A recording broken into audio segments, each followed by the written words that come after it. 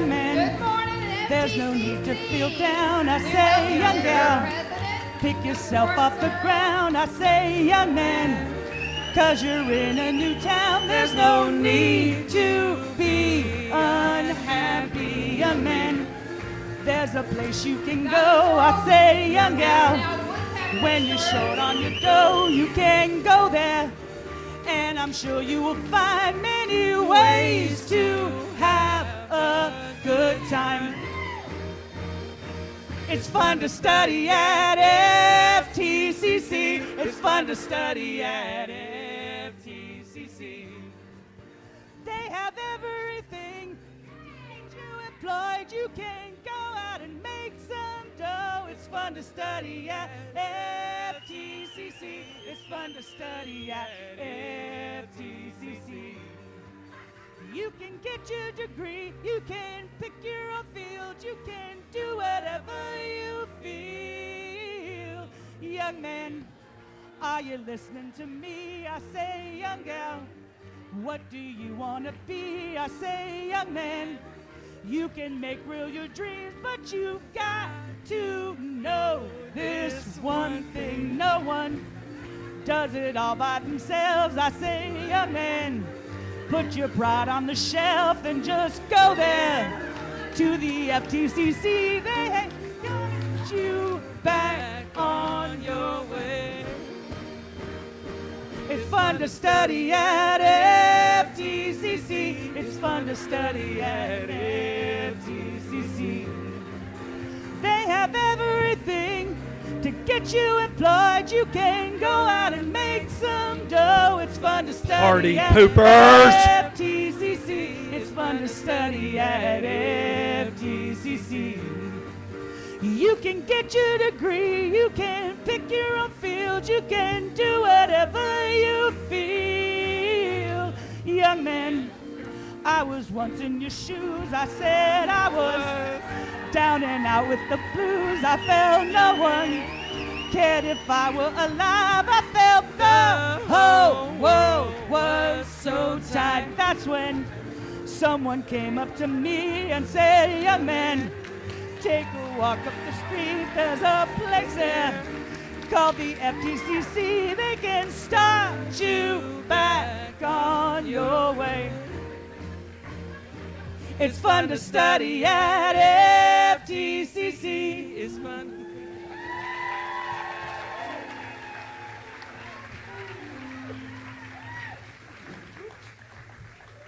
It'll take me 10 minutes to catch my breath now. Woo! So I was the captain of the square dance team in high school. That's what we call now. In proper terms, they say it's clogging. Western North Carolina, we were buck dancing. So how y'all doing today?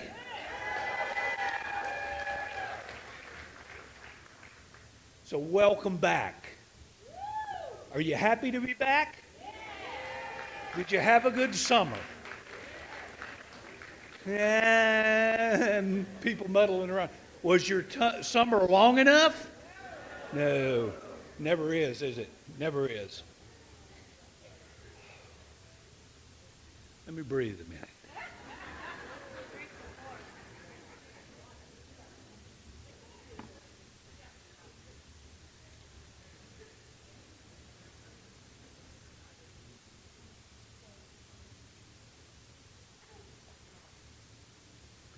Well, I hope your summer was filled with rest, fellowship with family, friends, and significant others, and you were able to enjoy and relax some.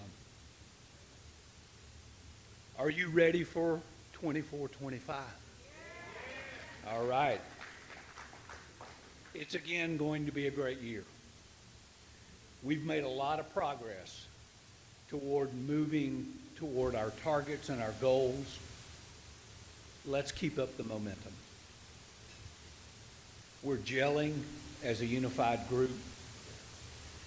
We're doing some innovative things. We're being acknowledged as innovators and leaders in our system, and we're getting the recognition for it. And that's because of all of your efforts and all of your work and your commitment to our students. So thank you for that.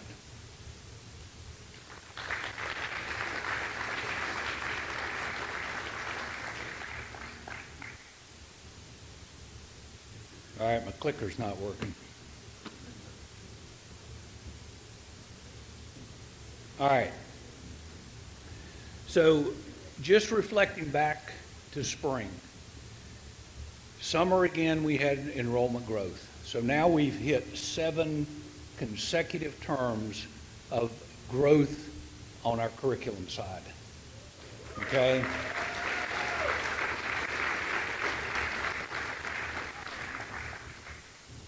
We continue to have work to do.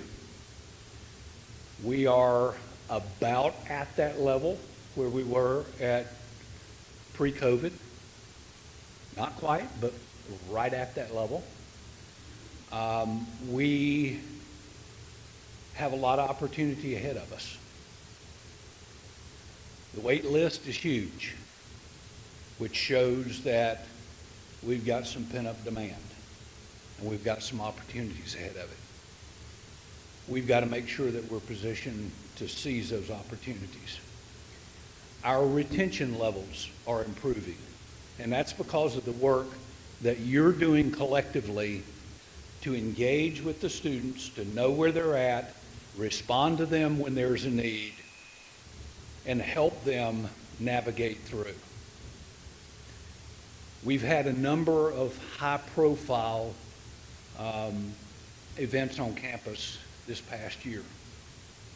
We've had a number of high-profile community service activities that we all should be proud of. Our students are gaining experience, and they're getting connected into our community, and that is a very, very important part of their success. I do want to take some time to go through, let me get this thing working, and have some special recognitions. So first off, I want to recognize a number of people and groups that are making a difference. First, let's have a shout out to Alec Power and the musical group for their effort. Stand up, guys. Come on, stand up. Where'd they go? Where'd they go? All of you, all of you, all of you. Oh, they went in the back. Okay. These were folks that, some of them didn't have to be here today. Students. Few of them, or some of them, yeah, okay. So they came for you, okay?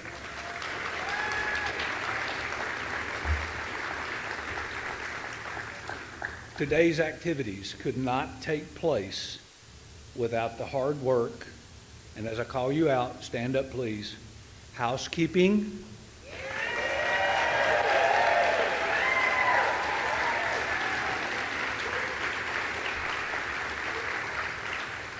grounds,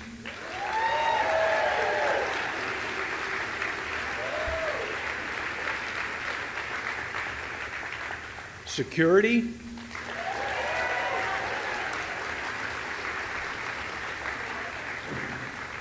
and members of our social committee. Where are they?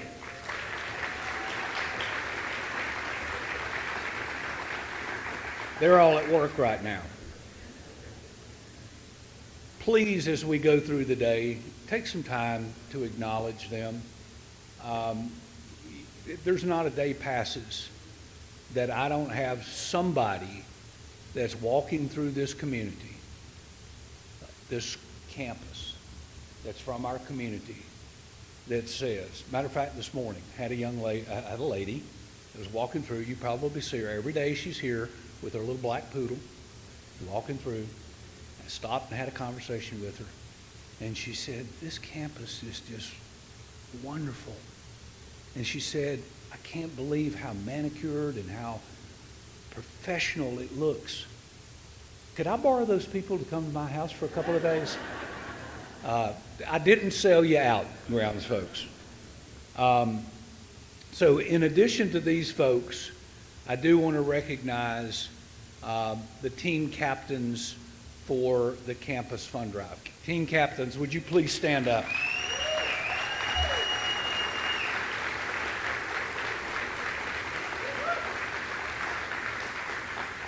Folks, it's not easy asking for money. Okay? It's not easy. And these folks are out there doing it and helping us exceed the fundraising targets that we established last year. Currently, Sandy, you can give me the correct numbers, but currently we're right at 300 that have made a contribution. We got about 4 weeks left, 3 weeks left. And our goal was 500. Last year, we had over 560 members of faculty and staff that contributed. So please, it's no more important that this year we don't have CARES Act money. We don't have the contribution made by the Cumberland Community Foundation for the Community Improvement Grant now. And so some of those emergency funds, some of those funds that are necessary to help students persist are not there. And so the foundation is going to be so important this year, and I hope you will, out of the kindness of your heart and generosity, make a contribution. Every dollar counts. Doesn't matter how much, it just matters that we do, okay? So thank you for that. Also, we got several special recognitions. I want to call out some groups. Where are my registration and financial aid teams? I bet most of them are over here working. Any of them here today? Ann Jones, where are you? Okay, stand up, Ann Jones.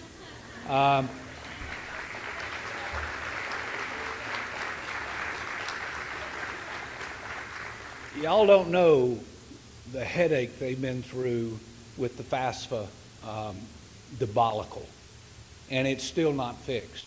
And so they're having to manually go through and input data and monitor data and check data 2 and 3 and 4 times over. I know it's frustrating for them, but they persisted. And Dr. Worth, you said we've pushed how many more students through this year with FAFSA than what we've done in prior years? Over 2,700 more FAFSA approvals than we've had previously.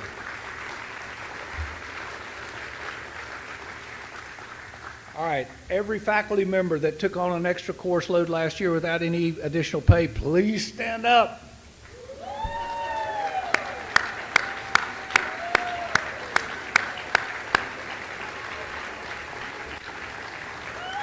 Thank you. You made a difference in helping us move through a tough budget year, and we made it successfully. For our professional staff, and again, this is grounds, housekeeping, the whole deal. Please stand again. You made us shine when we had people on campus this year. You rock. You're the best in that business, bar none. Thank you for what you do. Everyone that served as a peer mentor, would you please stand up? We had over 50 people that are faculty and staff.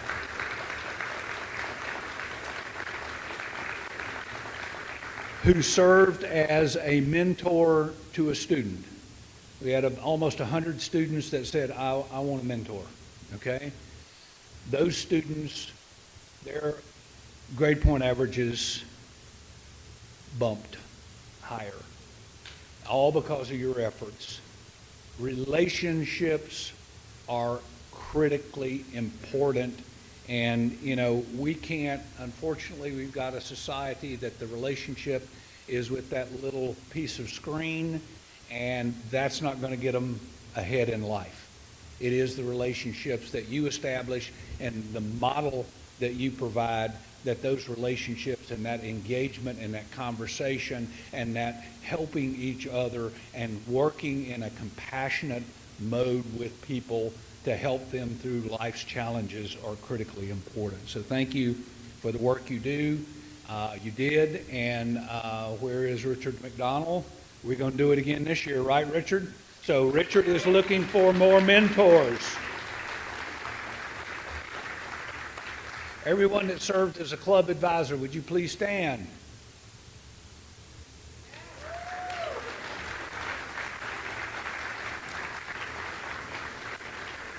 These folks spend extra time, working with students to provide them with extended learning activities and community events that, again, are beneficial to the student in their development. So thank you for that work. Thank you for that effort.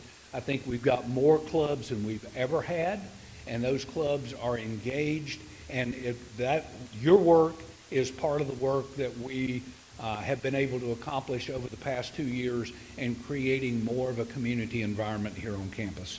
So thank you for that. I also want to call out a couple of other groups that have been hard at work behind the scenes. All that were involved in the community improvement program, would you please stand? Now, I know there are more than that because some of you were involved. Where are the foundation people? You all helped with that. We were given right at $1 million by the Cumberland Community Foundation to provide a service to our students to help them from stopping out. We had 9 months, I believe, to spend that money. There were lots of doubts that we could do it. This team spent every penny of the money to help over 450 students persist and get their goals accomplished. Where's our Con Ed people that worked on advances, transitioning to a new student enrollment and data system? Jolie, where's your folks? They're working. So you stand up, okay? Again, a challenging area, frustrating anytime you're trying to convert over to a new system. All of our folks working on the Lucian banner, would you please stand up? Business office people, registration people, academic people, all the way through to MIS. Thank you for what you're doing.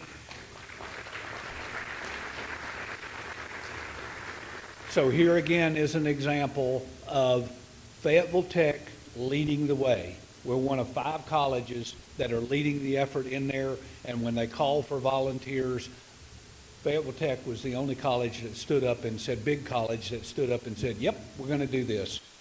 And the system office folks had a sigh of relief because they said, you know, we always have the small colleges and it makes it hard when we get to the big colleges to make this thing work. So thank you for that effort. All the people that are working on EduNav, we are working toward a new, come on, MIS folks, get your rear ends up. Advising folks, get your rear ends up. We're working on it, and I heard this the other day in the PD session where we're asking folks to start transitioning from colleague to self-service for enrollment, and a lot of people were going, this is, we're limited in terms of a student academic plan.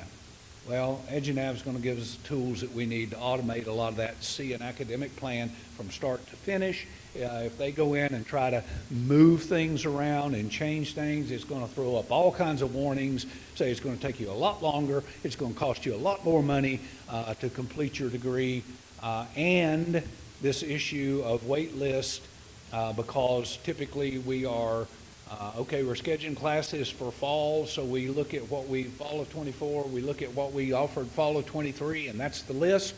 No more. It will use AI to predict where students are, the number of sections of each class, and the number of seats that we need in order to meet that demand. So thank you for what we're doing there. I also want to recognize some folks that again went above and beyond. We had a number of individuals that organized, took part in for students to experience international, global exchange and or travel. So the group that went and took students to Japan, would you please stand up? Come on, Kiwana, come on. Dr. Pash.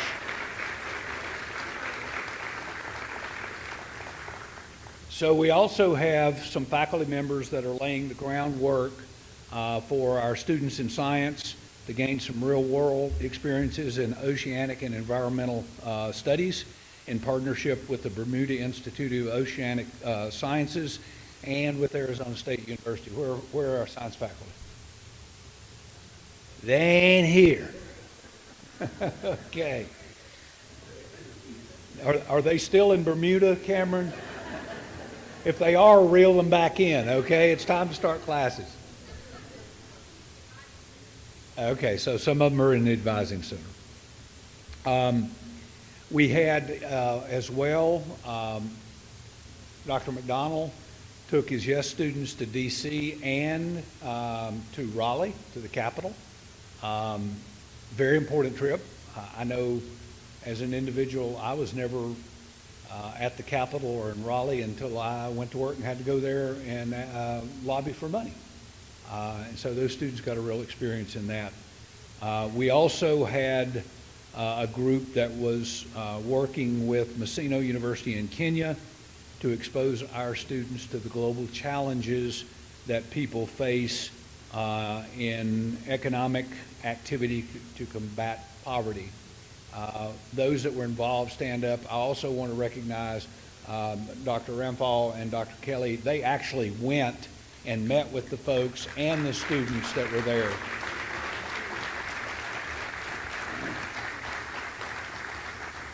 So Dr. Gold and some of her team, or Dean Gold and some of those teams worked. I will tell you, having taken a son at 13 years of age to Africa on a, wasn't a missions trip, but it was a economic development trip, it changed my son's life.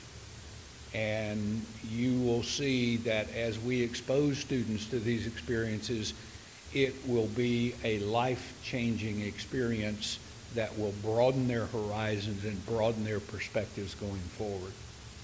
So thank you all for that. I know there are things that people that deserve the recognition that I've not recognized, but thank you for all that everyone is doing to help us move forward and help us make our students successful and make Fayetteville Tech a premier institution, not just for Cumberland County, but for our state and our nation. And I will tell you, we brought on 2 new board members yesterday.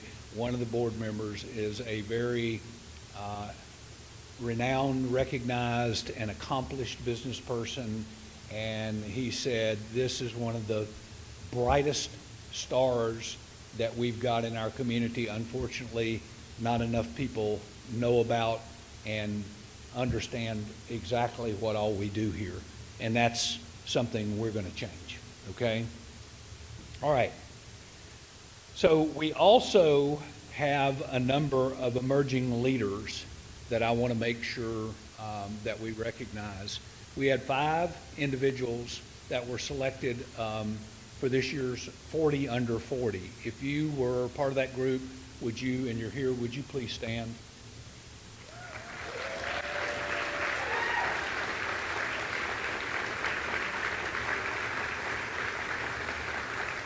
So in addition to Anya and Alec and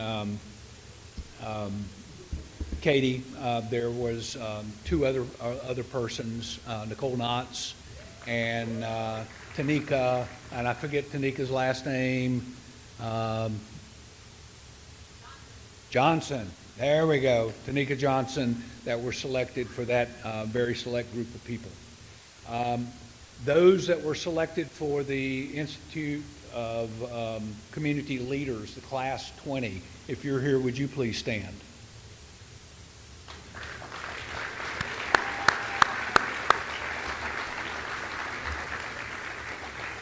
We also have had, you heard me say when I came in as president that developing the leadership and succession planning was an important part, and we started with some professional development last year, and a group filtered down.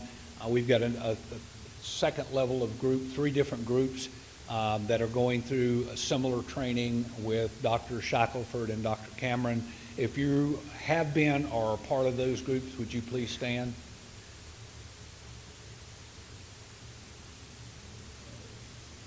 I know there are a whole slew of you, so.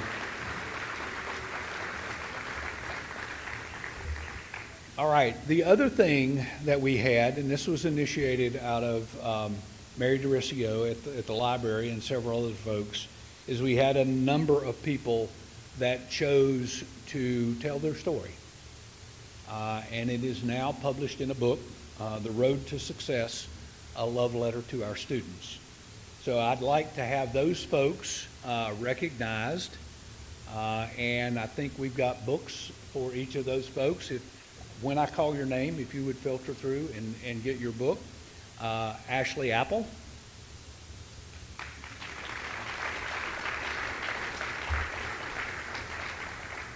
Jeanette Boudry.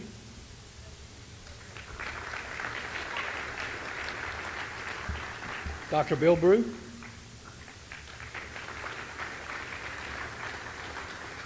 Catherine Cotton Aarons.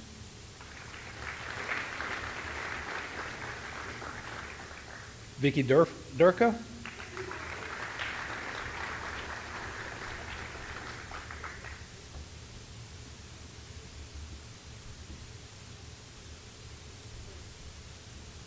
Jennifer Fisher.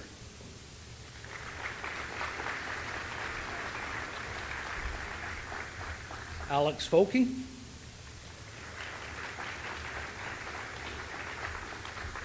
Jaquan Fulmore. Roderick Gooden.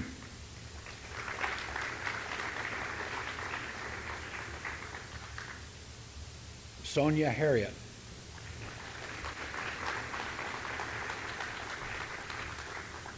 Brenda Harris.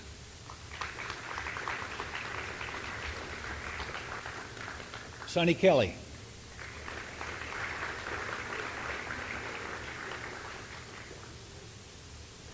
Michelle Locklear.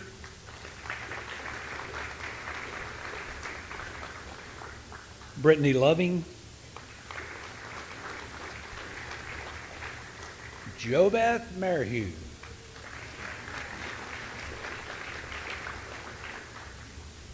Jennifer Osborne. Summer Porter.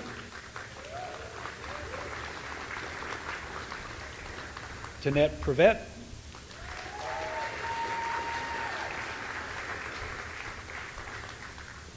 Dorka Ramphal.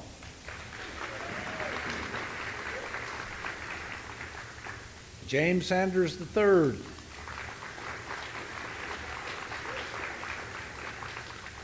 Deborah Smith.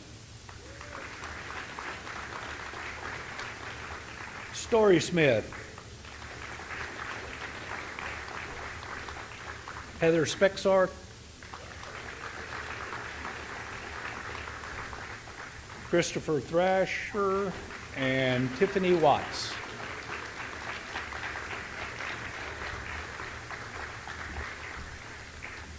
So again, folks, relationships matter, and taking time to help others understand the challenges we encounter in life, the barriers to success, and those barriers often are things that can either throw us off course or make us stronger.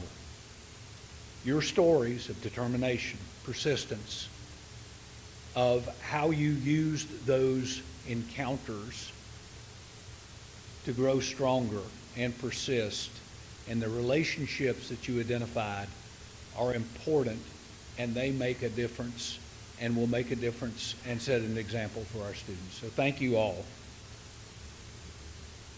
All right, the last recognition. You know, normally when folks retire, we're saying goodbye to them at spring convocation. But we've got an individual that decided to exit us in the fall, and that individual has served dutifully, but is ready to ride off into the sunset.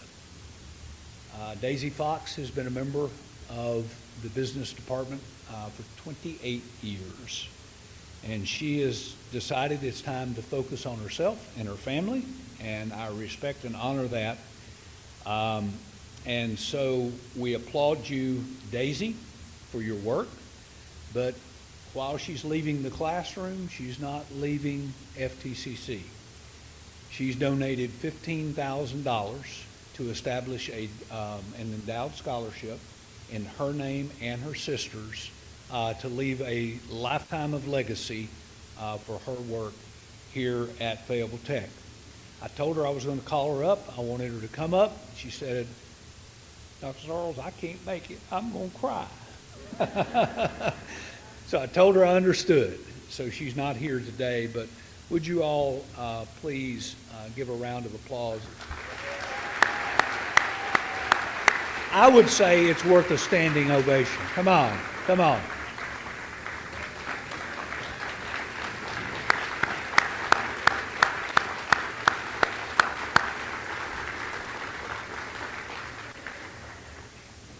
So I would say, and Sandy reminded of us this yesterday when we were doing the new board orientation, our two largest endowed scholarships are from faculty, right?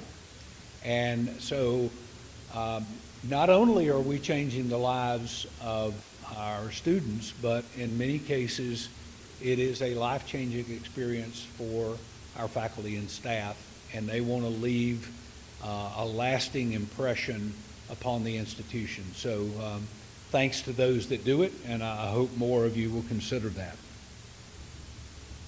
All right, the year ahead. I've committed to you that I'm going to be transparent and include you in things that we face.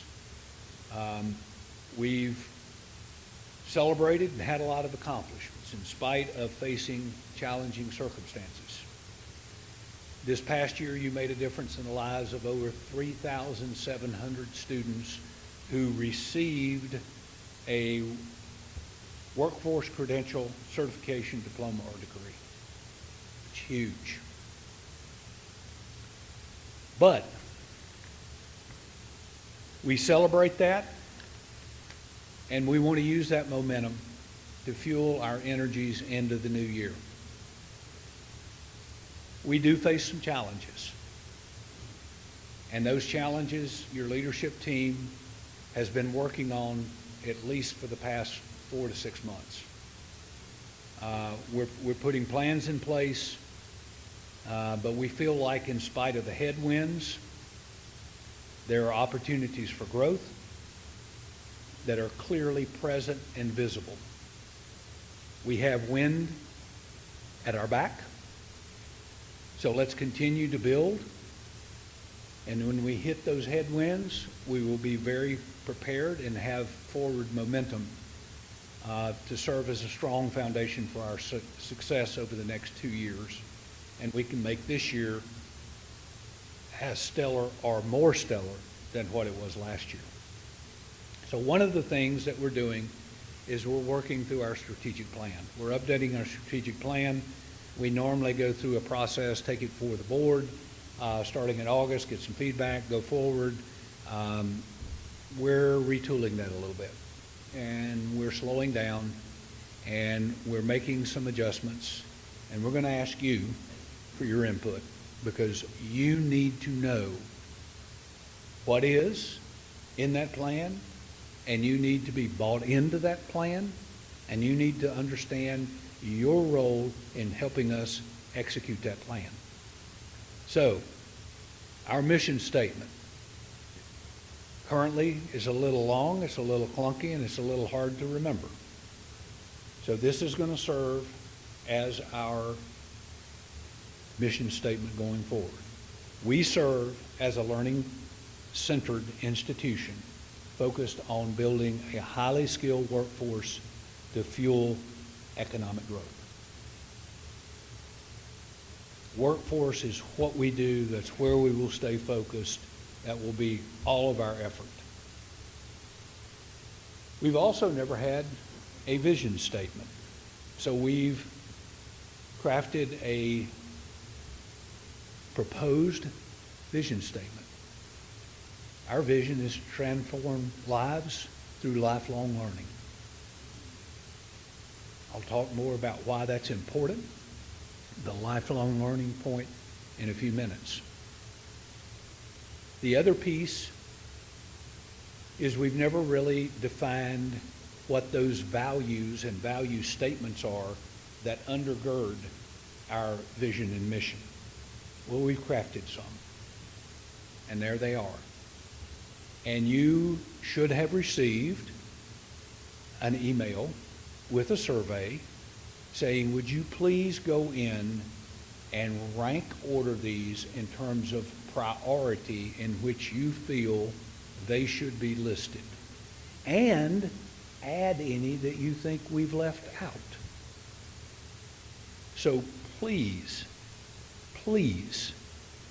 take time to respond to that survey.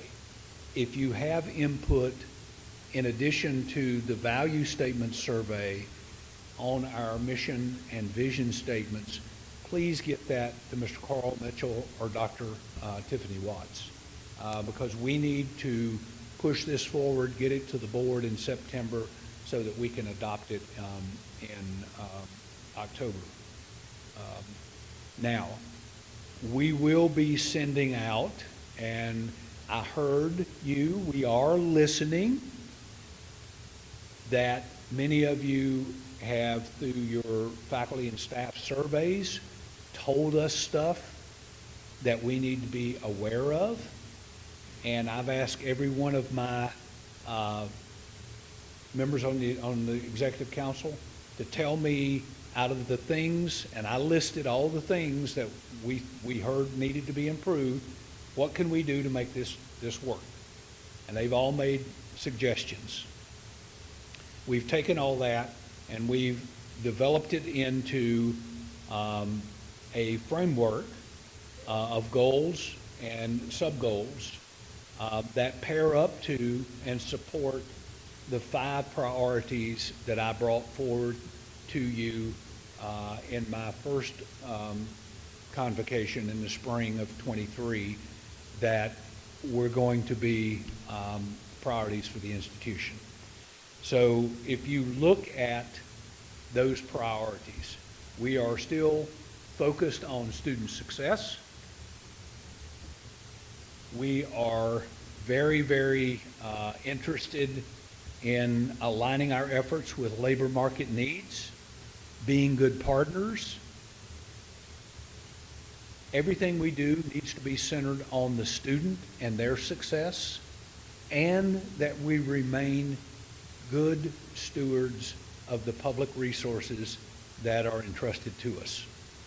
But we've developed 5 goals, and we're going to circulate out within those goals or sub-goals, but it will be a, where's Dr. Watts? Do you remember how many total slides the strategic plan and sub-goals are? 7 to 10 slides. It's not going to be a report that's 45 pages long that you're expected to read, memorize, and hopefully do something with. This should be a manageable plan that you can understand and see your role, see your work, see how it fits into the big picture. So that's something that we've been working on and working hard to accomplish. Again, I'm going to stress, we want to hear from you. It takes each and every one of us to make this engine hum. Without you, It doesn't purr. We're only as strong as the weakest link in the chain. And we need everybody to be aligned, arm in arm, as I like to say, on the same sheet of music or rowing in the same direction. Okay? So let's work together.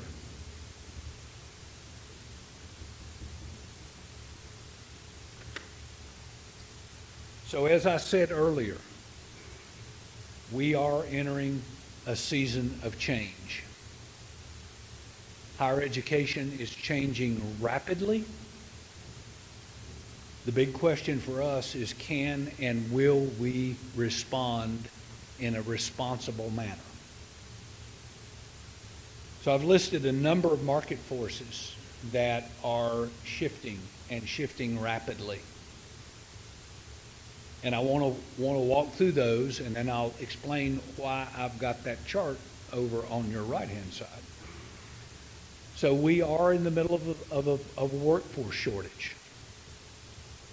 There exists a shortage of highly skilled workers sufficient to populate our highest demand industry sectors. Those growing sectors include healthcare, nursing, public service, IT, business, engineering, construction trades, and there are several other technical occupations where there is need. Hospitality industry is suffering. How many of you go to a restaurant today and you're waiting and waiting and you see all these empty tables out there? It's because they can't get the workers. Don't have them in the kitchen, don't have them on the floor. The technical advances are occurring at breakneck speed. Technology is changing used to be 6 months, probably 3 months. With AI, it's probably more quickly. And that influx of change is reshaping the future of work. And we've got to be responsive. Accountability and return on investment. There are new guidelines that are coming out at the state and the federal level that are going to establish new performance measures and new levels of accountability that we're going to have to respond to. And we'll give you an example. In the past few weeks, federal government, new regulation called the Financial Value Transparency and Gainful Employment Act. It will impact most programs that are eligible for financial aid. And basically what it's asking is that we improve our information that is available to students using a debt-to-earnings ratio to basically determine whether or not a program remains eligible for financial aid. So it's no longer, well, you're evaluated by how many people you run through the gate. And once they get through the gate, doesn't matter what happens to them, hey, we got our money. Now it's going to be not just how many you run through the gate, but how many you're able to get across the finish line and into employment. Okay? So we got to change our game. We got to rethink things. Performance measures.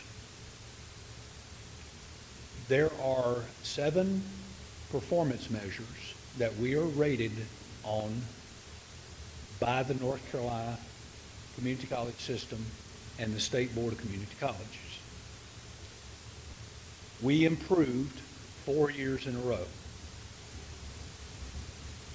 Now, I will say that those measures are in arrears. So the 2024 measures are, in some cases, the 2023 data and data from the 2020 cohort. All right? So it's in arrears. This year our measures came out and we slid backwards. Okay? Now why is that important?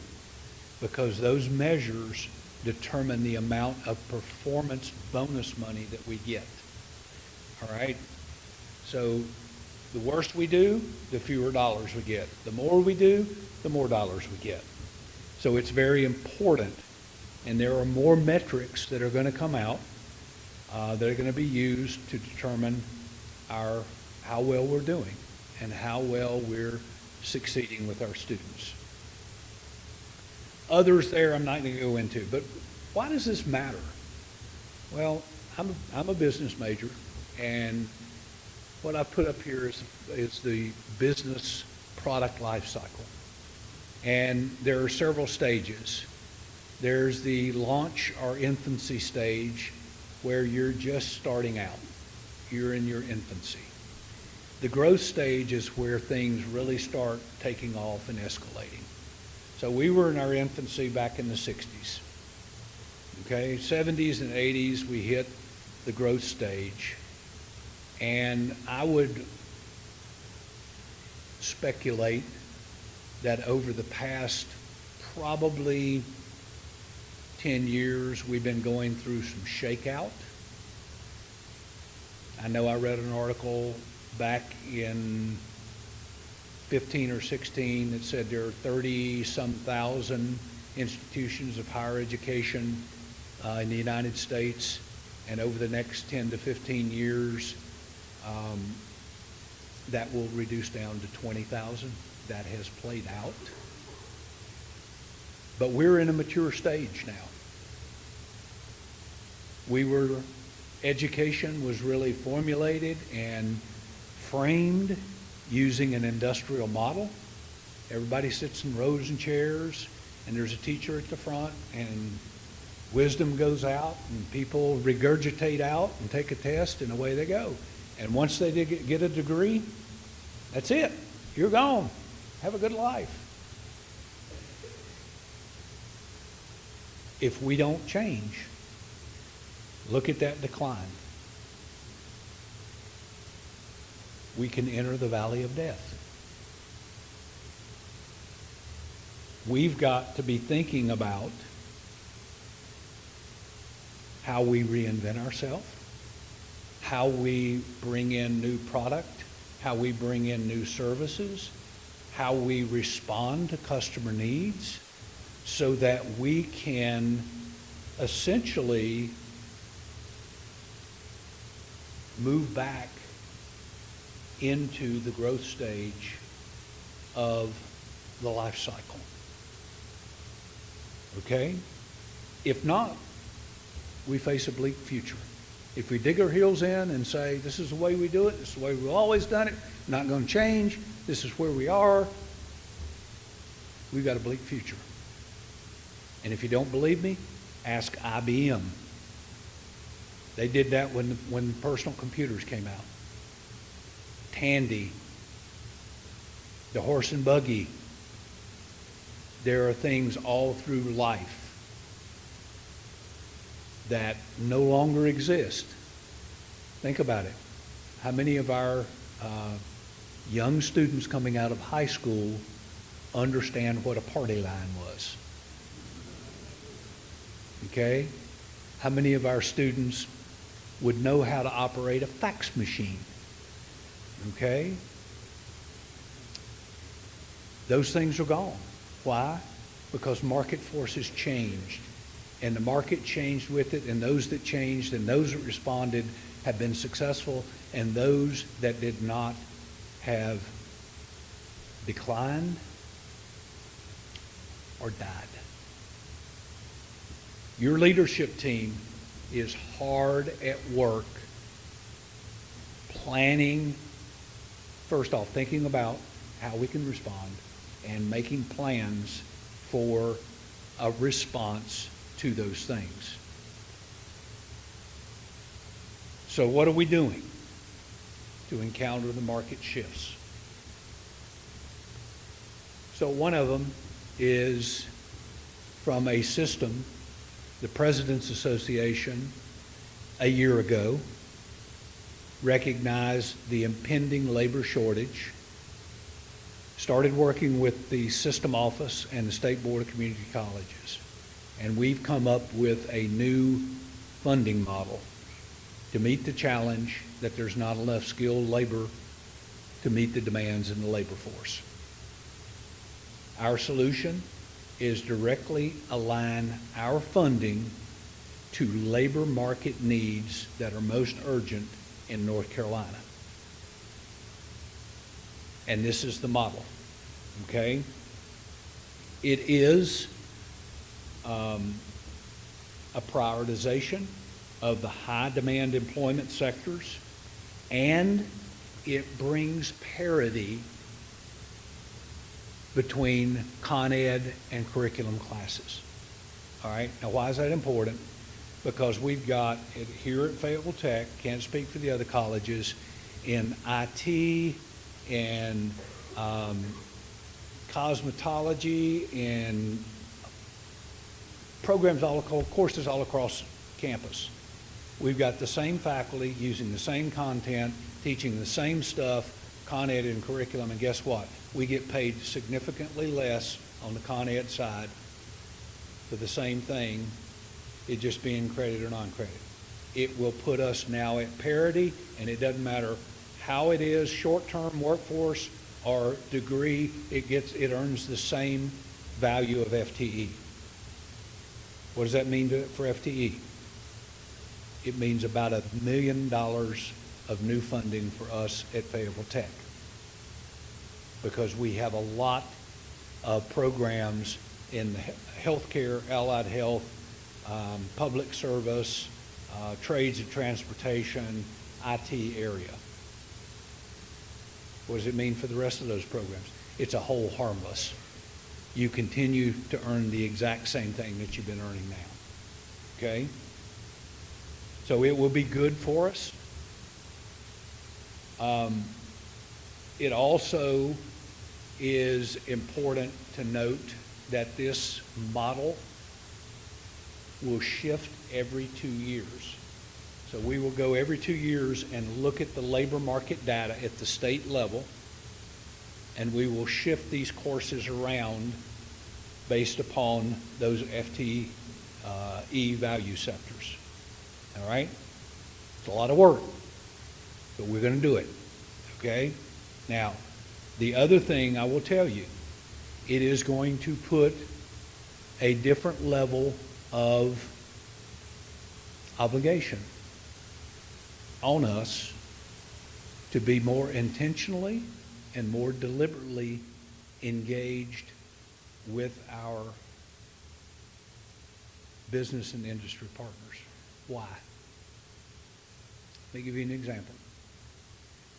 We are working right now, we've got all 8 community colleges in the 10-county Sand Hills Prosperity Zone, working with our hospitals to complete an economic gap analysis.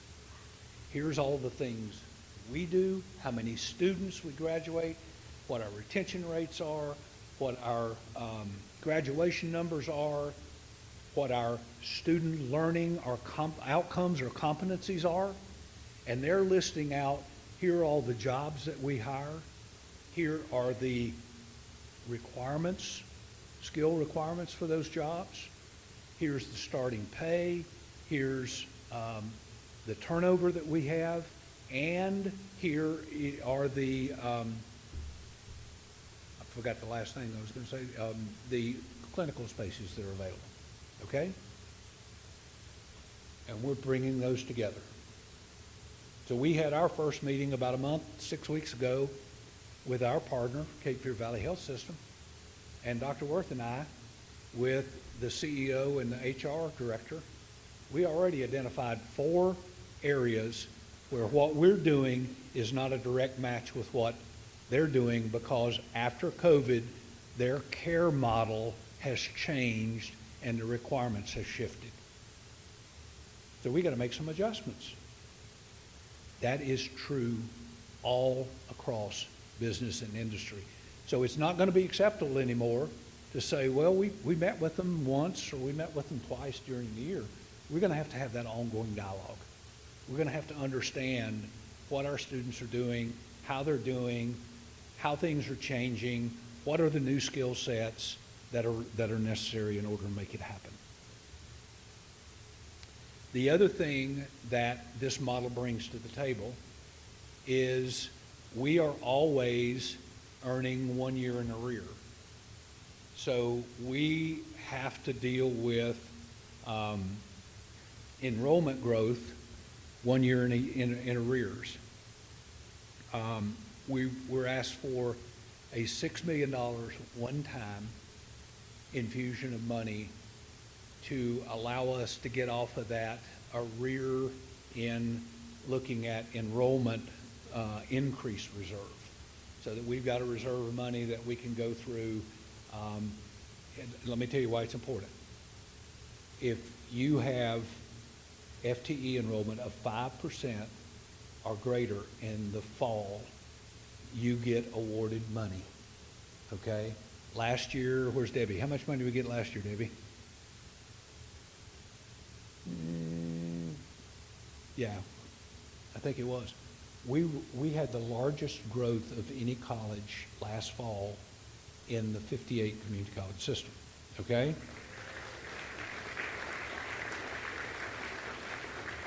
That enrollment growth brought us $800,000 worth of new money, okay? It's important. The $18 million is what it will take to create parity between Con Ed and curriculum. 1 million of that we estimate would be our share. The total package for this Propel NC is about $97 million, $69 million just in the increases that are up here. Problem was, General Assembly adjourned, went home, and they didn't pass a budget. Okay? Now, there is a budget, because when there's a 2-year budget, which was made last year, there is a budget that we executed for 23-24, and there is a base budget for 24-25. But they always come back, they always look, they make some tweaks, make some adjustments to that budget, and they vote on certain things like our enrollment growth. $69 million worth of money just for enrollment growth, apart from NC Propel, enrollment growth. They did not vote on it. So, I am sorry to say that when we exited spring, our allocated or allotted FTE budget was 12,694 FTE. When they do the actual, they go in and look at what is higher, the end of the current year or a 2-year average, and they take the highest of either of those two.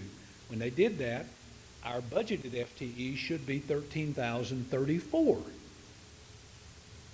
which would have given us, with enrollment growth, I'm pointing to that center and column in the center, our enrollment growth state-based budget should be $84,891,418. We didn't get it.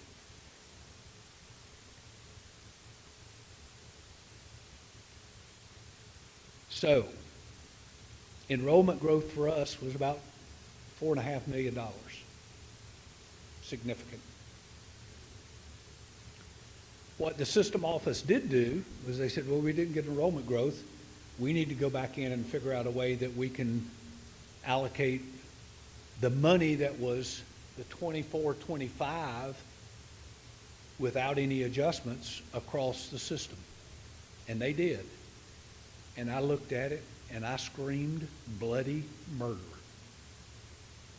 because Fayetteville Tech and 14 other colleges were being negatively impacted even though we grew. And I said, this is not fair. You need to rethink this. And I got with some buddies of mine that are presidents, and we started to work, and we put some ideas forward, and we challenged them, and I burnt some political capital, and we got some new proposals out. And so today, the State Board of Community College, they're voting on a proposed alternative allocation that would fund us at 12,698 FTE, which would give us $82,844,316, which would be relatively a 2.5% increase, or the difference between what we would have got with enrollment growth versus what we think we're going to get, we'll know today, is about 2.5%. We lost. You see our budget numbers over the past 4 years. If you look at where we were last year, and where we are this year, we expect to be, you see it's a $2.4 million difference, and you go, we got a little more money. Yeah, we did, but guess what? It's in your salary increase only. Okay? So the 3% raise for our staff, faculty and staff, it's in there, but it doesn't leave us any other margin of increase. Okay? So we got some work to do. And part of that work is we are going to be in conversation, and we are, with our delegation to help them understand the very challenging position they put us in. About 4 weeks ago, I wrote a email and sent out to our delegation that said, I just want to make you aware, thank you for all you do, thank you for the work that you have done to support the community colleges, but you left town without voting on adjustments, and you didn't vote on enrollment growth, and that means $4.5 million are foregone by the college. We've had 6% growth 2 years ago, 8% growth last year. Now we've had 14% growth, and we're still operating on a budget that was 2 years old. It's not sustainable. We've got all these economic development projects coming to town, and I listed list by list 2,000 jobs. There is another big announcement that's going to happen, we think, in the next 3 weeks that will create another chunk of good paying jobs. And my question is, how do we respond to those jobs? We're your workforce, we're your fuel, and you've just cut us off. Now, in those conversations, we are hearing from legislators, and by the way, I was voted by my peers to co-chair the legislative committee that responds and talks to the legislature about our needs. I will serve as the co-chair, and Dr. Stewart from Sand Hills will serve as the chair. And we are meeting next week with the lobbyist and the state board chairman, Tom Looney, and we're putting together our strategy. And we're going to be meeting. We understand, and what we're hearing from our legislators are they recognize that they left us in a very difficult situation. And they acknowledge that they should have acted. And here's the bad thing about it. When the House education budget and the Senate education budget came together, guess what? They had enrollment growth, both of them in their budget. They had first phase of Propel NC in their budget, and they had the 3% salary increase. They agreed upon it, but they didn't act. Please come back and act. So we know the House is scheduled to come back in September. We don't know about the Senate, but we feel like if they don't come back in September, November, after the election, they're going to come back, and we think we can get it voted on. and we think we'll have a positive outcome. But the challenge then is, how do you spend 12 months of money in less than 6 months? You can't do it responsibly. So guess what? We're going to ask them, if you do that, then you need to make up for your short sight, and you need to reappropriate any balance that's left over. And oh, by the way, the second thing that we're going to ask you to do is, in future years, if the state revenues are sufficient, the enrollment growth of the community college system will be automatically approved, just like you do with the universities and the Department of Public Instruction. So we're working it. We're trying to be as aggressive as we possibly can, but I will tell you, very respectful, because they've done well for the community colleges. They've recognized you are the fuel for the economic growth in this state. You are the best community college system in the entire nation, bar none. So, we got through it last year, we'll get through it this year, okay? Now, I'm not going back on what I said. I said I was going to return to the 18 hours, we're returning to the 18 hours. But, if anybody wants to volunteer their service for a class, we'll take it, we'll take it. We just got to manage ourselves, okay? And so we're going to be tight on things. We're going to ask you to manage your supplies, manage your travel. We'll manage our lapsed salaries again like we did last year. We'll make it through it.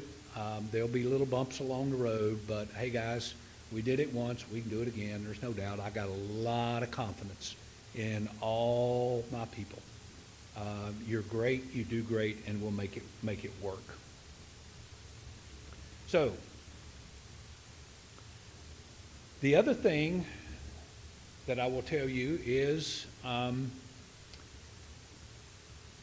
we've got to be mindful of these technological changes, all right? Now, I've got AI up here, and I've talked about several things that we're doing. I'm going to ask every one of you to pull up this report. It is from the Department of Education. It is about a 75-page report. It's an easy read. I'm not all the way through it yet, but it is a good read. And I will tell you this. Don't think that AI is going to replace the human beings in every single job. It ain't going to do it. Why? Because the human element is way too critical. There are things that we can do that computers can't do. Okay? And the human element will always stay at the center of teaching and learning.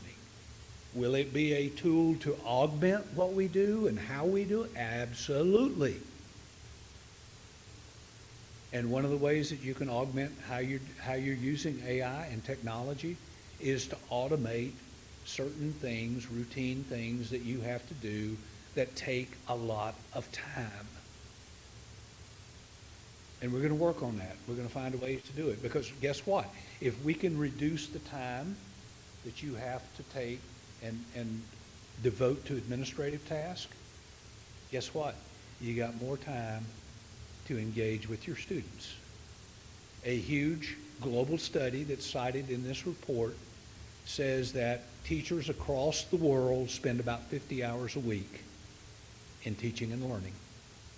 And only 49% of that time is spent engaging with students. Well, guess what? If we could reduce the administrative time by 10, 20%, gosh, we could work more closely with our students. We could personalize learning. We could begin to actually sit down and coach each and every one of our individual students. You're also going to see, and I know I hear the groans, I hear the moans, I see it every day. we're going to be integrating some automated processes. And it is a philosophy of pay me now or pay me later, okay? And you either put in the time up front and you get the benefits on the back end, or you take the short-term benefits on the front end and you pay for it long-term on the back end. So we're going to be putting in Banner, we're going to be putting in EduNav, and we're going to be looking at a number of different things to automate the processes and avoid duplication. So those are a few things that we're going to be doing there. The other area that we're going to focus heavily on is enhancing the student experience. So one of the things that is part of our accreditation quality enhancement plan is Ftcc Cares. And I guarantee you can go around, if I block that screen and ask you what CARES stood for, I bet you less than 20% of the people could tell me. You need to know what it stands for. It stands for coaching, advising, realizing, engaging, succeeding. Okay? We need that for every one of our students. It is a holistic advising approach. We can no longer treat advising as registration for classes. It has to be that relationship building, and it has to be from the day they come on board to the day they off board. We can no longer wait till it's graduation time. Oh, you're about to graduate. You need a resume. We need to give you a mock interview. That stuff needs to start day one for them to be prepared. So I've got the advising, or the model here.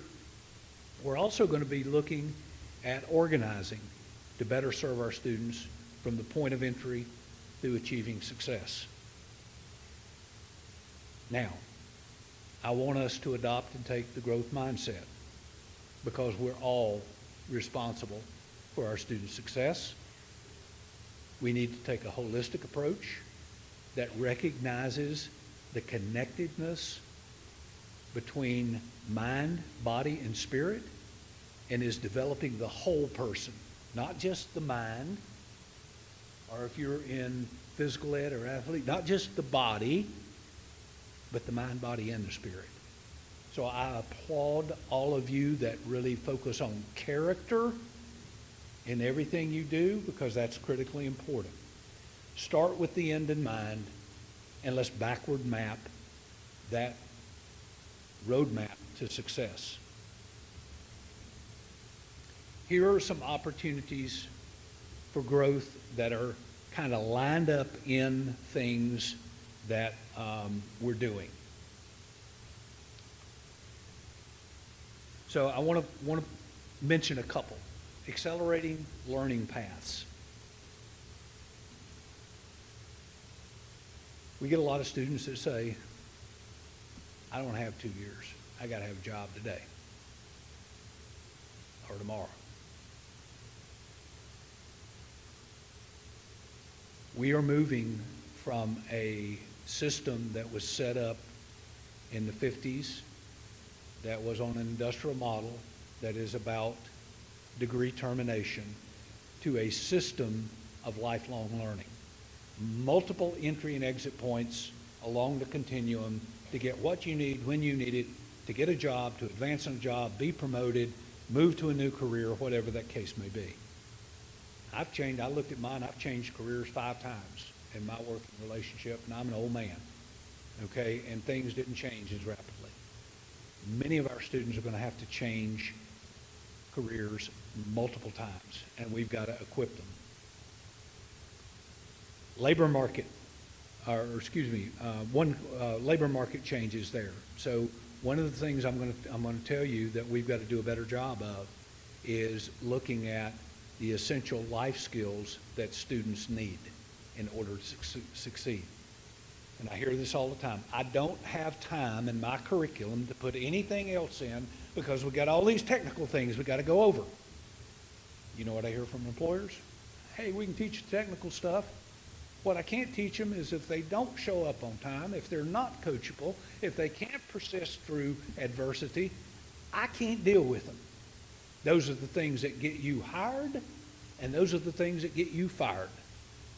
And we got to do a better job of teaching those. There are also new skills that are coming out. AI, I mentioned. Data analytics. We got to embed those across. It's no longer just IT people or business people that have to have those skill sets. It's everybody. Job experiences. More and more, the market has changed, and I don't know whether you've seen how many large corporations, federal government, has taken 4-year degree out of their hiring criteria. It is now credentials and experience. Well, how does a student get experience if they're a student? And how does a student gain experience if they're graduating high school and less than 45% of the students have ever had a job? We got to do something about it. And we are. We've got several initiatives on campus where we're actually employing students through external grant-funded money to work on campus that gives them an experience that's resume worthy. We're adopting a one-college model. No longer will there be a door for Con Ed over here, far into campus, way over there, and one door over here for curriculum. And oh, by the way, you want to pay? Well, the cashier's closed here, you got to go over there. Be a one college model. So we're going to be reorganizing. We're going to ask you all to support us as we start looking at and trying to centralize functions so that it is a more accessible and pleasant experience for our students. So there are some driving factors for reorganizing, and one of them I'm going to point to, and some of you have said it. Cumberland Hall was built in 1967. If you look at the mechanical equipment, it has 1967 stamps, original equipment. We can't get parts. And oh, by the way, see the picture with that little column on the outside of the building? You see those all along? That's where all the HVAC and the electrical equipment is installed.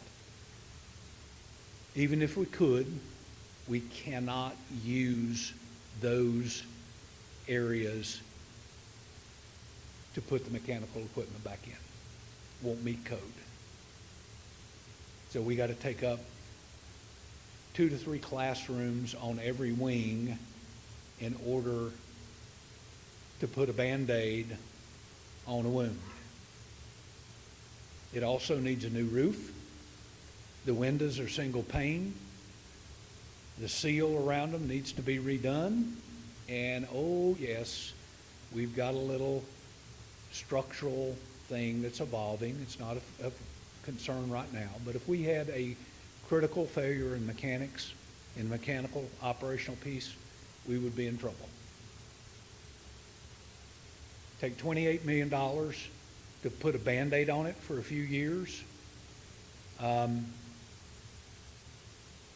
With some thinking that we've done, planning that we've done, and I'll go into a little bit more of that in a minute, we think we can get that is a 76,000 square foot building. We don't think we need 76,000 square feet replacement. We think we need 45,000, and I'll tell you why. And so if my plan comes out, and we're already trying to raise $30 million, we think we can replace it for $30 million, tear that building down, okay? We've got 22,000 square foot coming online at the Porsche building in a year. We're going to be moving building trades, construction, plumbing over there. We've got another 32,000 coming online in a year, tiny town. We're looking at now some plans around centralization that we can move non-student facing functions around into that facility.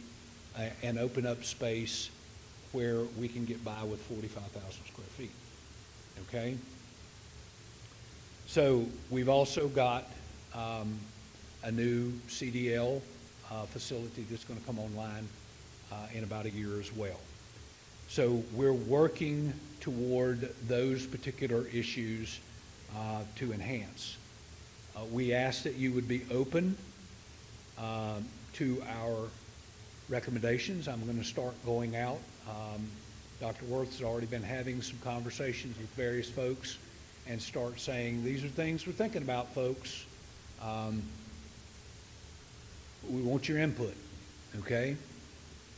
But we've got to find some ways to address these critical needs that were there.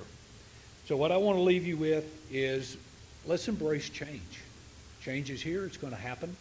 It's going to happen with or without us, okay? And if we embrace it, we can influence it. We can determine how it impacts us. Be the very best you can every single day. And I hope when you have to respond, even when it's a difficult situation that you're responding to, I hope you will flip the switch and say, if I were on the other side, how would I want the person to respond to me? Okay? Our students depend upon us. They depend upon us tremendously. We've succeeded. We've done well. We will succeed. Let's just knuckle down. Let's make it happen. We're better together. We can do this. I know it for a fact because you've already done it. Okay? I want to leave you with a positive note. We're going to run the State of the College video. It's a short 5-minute video. And then we're going to come back for just a second and we will release for Lunch on the Lawn.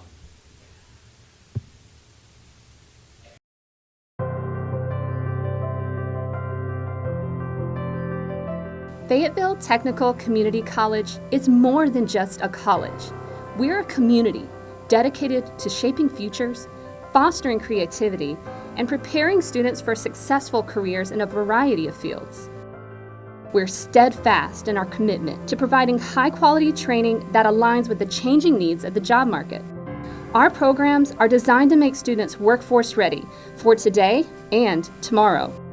Our dedicated faculty, staff, and administrators work together to help our students succeed, and we're committed to guiding our students on their journey. I think the biggest thing for me has been the support. When I was in my early years of school, it always felt like it was me against the instructors. But here at Ftcc, I've really found that they want everybody to succeed and they want to make sure that you have the tools, the resources, and the opportunities to do so, and that has been game-changing for me. It was hard to balance work, school, and life, especially with 3 kids at home and not being in school for 10 years, so it took a lot of adjusting. But here at Ftcc, they work with you in your schedule and they really give you the tools for you to succeed. The FBLA has offered a lot of networking. I got to meet with a lot of business leaders and business owners, and I learned how to write resumes and just build characteristics to be a better leader. I am currently married and I have 6 kids. My wife just had triplets in January. My favorite thing about Ftcc is the flexibility to take my classes online and come in person. It's local, the enrollment process is really easy. So before I was a student here at Fayetteville Tech, I was in the Army. Then when I got out, I kind of wanted to venture into the criminal justice side. I go to Professor Osborne for the majority of my questions. She's extremely helpful and all the staff is really helpful. I decided to come to Ftcc because I found out that there's a medical sonography program and there's not really one around where I live. What I absolutely love about the ultrasound program is they not only provided a lab to practice on classmates, they provided clinical sites to practice on real patients. So Whenever clinical coordinators see that and see that you're working, you will have a chance to get a job, and luckily I got a job as a student. This program through Transition Tech was just a perfect opportunity for me. The convenience of the close proximity to Post and the amazing reviews that the college has gotten up to this point drew me to the program. I have prior civilian experience welding. I needed to recertify on my structural certifications, and I was able to gain that through this program. Because the Yes Initiative has transformed my moment here at FTCC. There was a lot of people that looked like me, and I felt at home. And the way it helped me stay on top of my work is because Mr. Richard would check.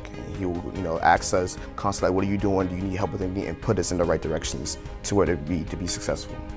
It's been completely impactful to my life, and I really do appreciate them pushing me and being with me throughout my time at FTCC.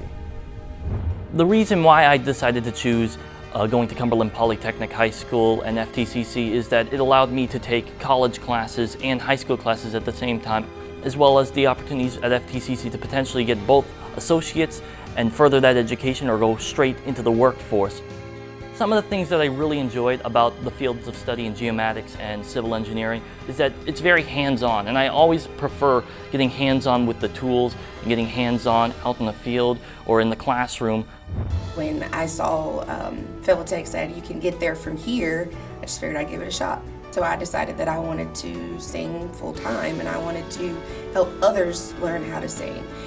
It means a lot to me to be able to perform at the commencement ceremony, because I think that it will show people that you can do that. You can do the things that you thought you would never be able to do. As an older student, you don't think that there's a lot of opportunities out there for you, but there is, and FTCC shows you that.